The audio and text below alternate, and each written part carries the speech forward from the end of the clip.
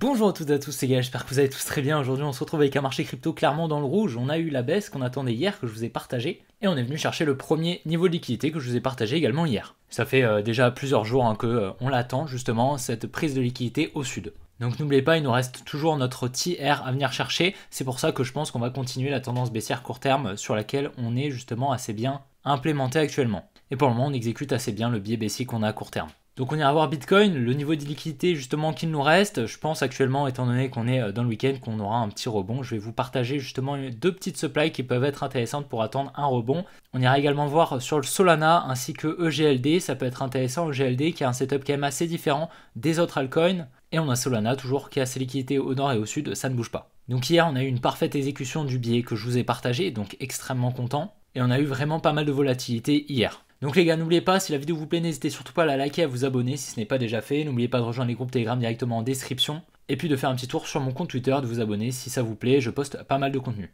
Donc dans les prochaines vidéos, on ira probablement vous faire un petit tour sur la courbe des taux parce qu'on va très probablement bientôt passer en positif et donc je vais vous partager justement le scénario qu'on va avoir sur l'économie américaine justement et justement les opportunités qui vont se présenter durant 2024 qui vont très probablement être très nombreuses et qui va nous permettre justement de faire de très très gros profits en fait, d'avoir des très belles opportunités pour justement les prochains mois qui suivront ces opportunités. Donc c'est pour ça, n'oubliez vraiment pas de vous abonner parce que vraiment on va avoir une très très belle année 2024 qui va nous permettre justement d'accumuler énormément d'actifs nous permettant de spéculer justement pour l'année 2025. Donc les gars, je vous embête pas plus, allez on est parti.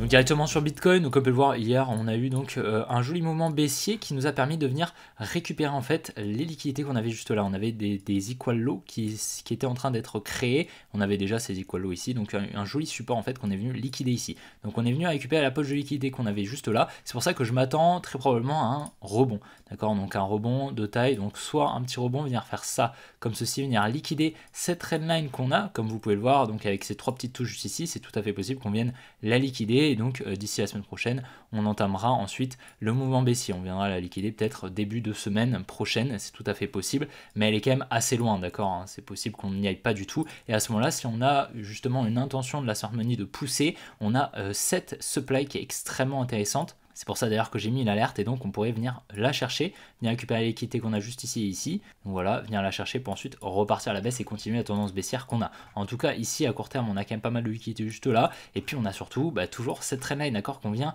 un petit peu conforter, d'accord. Bon, bien qu'elle soit pas parfaite, mais si on la déplace un petit peu, on va pour la dumb money, ça peut justement le faire et on aurait du coup une espèce de trendline comme ça qu'on vient protéger juste là avec pas mal de rebonds assez impulsifs. Donc on a pas mal de liquidité qui se place juste dessous et puis on a toujours notre trading range juste ici qu'on n'est pas venu chercher. On a vraiment énormément de liquidité en dessous de ce lot, vraiment. Donc c'est pour ça qu'on attend réellement ce niveau de liquidité à venir liquider. Donc très probablement on ira, très probablement je pense la semaine prochaine, hein. En tout cas ça m'étonnerait pas du tout que ce niveau de liquidité saute durant la semaine prochaine. On devrait avoir pas mal de mouvements et à la suite justement de cette liquidation, je m'attendais à un petit rebond pour ensuite très probablement repartir à la baisse, d'accord. On a eu l'acceptation des ETF qui a permis à la cérémonie justement de récupérer énormément d'ordre en achat, lui permettant de prendre des profits ainsi que d'injecter des ordres à la baisse. Donc c'est assez confluent justement avec notre biais baissier qu'on a, ça je vous l'ai partagé hier, hein. D'ailleurs je vous mets la vidéo en haut à droite, hein, si vous souhaitez justement aller la visionner. Je partage vraiment l'analyse au complet justement à court terme. Mais donc pour le moment sur Bitcoin on est baissier, en tout cas ça m'étonnerait ici qu'on ait un rebond assez grand pour venir chercher ce high qui est pour moi protégé honnêtement. On a ici une jolie distribution ici, donc création d'une résistance qu'on vient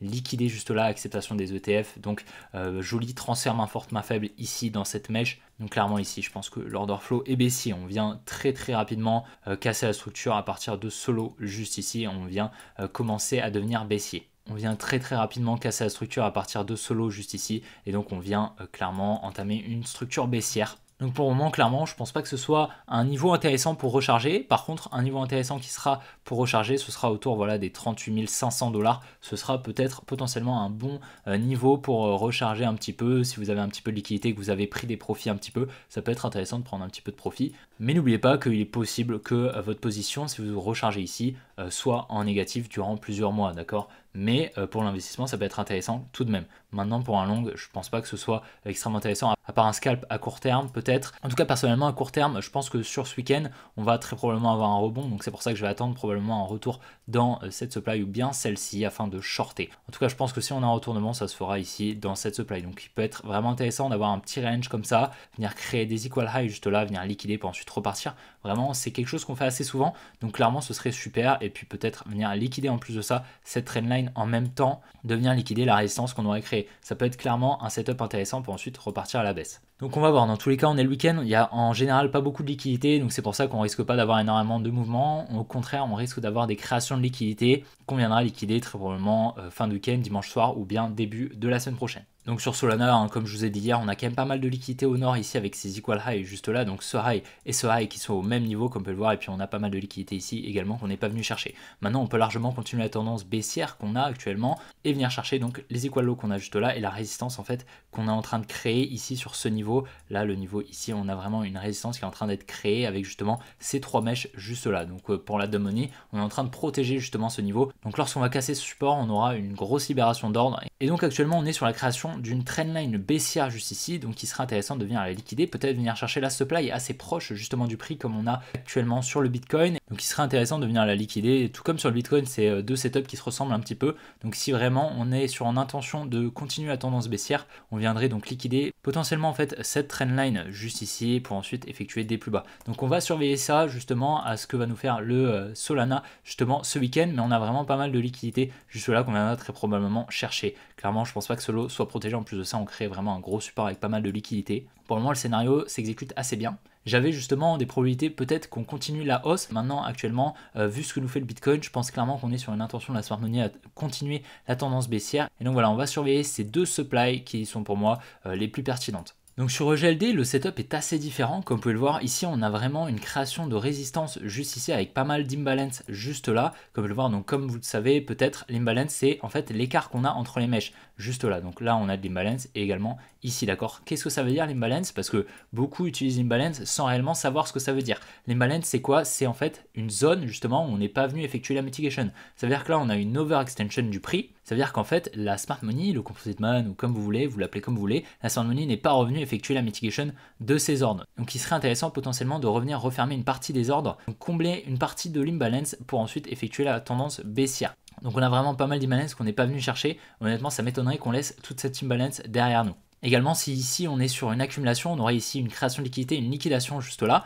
mais surtout ici on aurait donc un automatic rally qui se placerait juste là avec une trailing hand juste ici. Donc c'est assez confluent justement avec la résistance qu'on est en train de créer, et donc on a vraiment pas mal de liquidité qui se place juste là. Donc c'est confluent justement avec la potentielle mitigation qu'on aurait justement à venir exécuter de la smart money, donc venir refermer les ordres de la smart money qui sont en négatif. Donc on a vraiment un bloc institutionnel juste là qui est assez important. On pourrait potentiellement revenir dedans pour ensuite repartir à la baisse. C'est quelque chose qui est possible. Maintenant, si justement on a vraiment envie de pousser, on viendra peut-être venir juste à la surface de celui-ci, peut-être juste venir là, autour des 66 $ pour ensuite repartir à la baisse. En tout cas, je pense clairement que cette trailing range qu'on a juste là, on va venir la liquider. En tout cas, ça m'étonnerait qu'on n'y aille pas, clairement. Mais en tout cas, on est en train de conforter ici au-dessus d'une trendline ici qu'on viendra très probablement liquider dans les prochaines semaines. Donc voilà, clairement sur EGLD, le setup est assez différent, légèrement plus bullish en fait. On peut clairement aller chercher des petites performances, un petit 10% honnêtement, ça m'étonnerait pas. Maintenant, voilà, on peut largement pousser au sud, c'est tout à fait possible. Mais ça m'étonnerait honnêtement. En tout cas, personnellement, je ne me placerai pas en short si on ne vient pas chercher ce niveau de liquidité qui peut être intéressant justement sur EGLD. Et donc voilà les gars, j'espère vraiment que la vidéo vous aura plu. Si c'est le cas, n'oubliez pas de la liker et de vous abonner. Si ce n'est pas déjà fait, on se quitte sur cette jolie map assez rouge, assez sanglante. Mais je pense honnêtement qu'on n'est qu'au début de cette baisse justement. C'est pour ça qu'il va falloir s'y attendre pour ne pas être trop étonné si justement on entame un gros crash. N'oubliez pas de vous abonner, de rejoindre le canal Telegram ainsi que le groupe Telegram, de vous abonner à mon compte Twitter. Si ce n'est pas déjà fait, n'oubliez pas de vous inscrire sur BitGet et sur Apex via les liens qui sont directement en description. Si vous souhaitez trader, vous avez des rabais sur les frais trading. Donc les gars, on se retrouve demain pour une prochaine vidéo comme d'habitude. Allez, ciao les gars!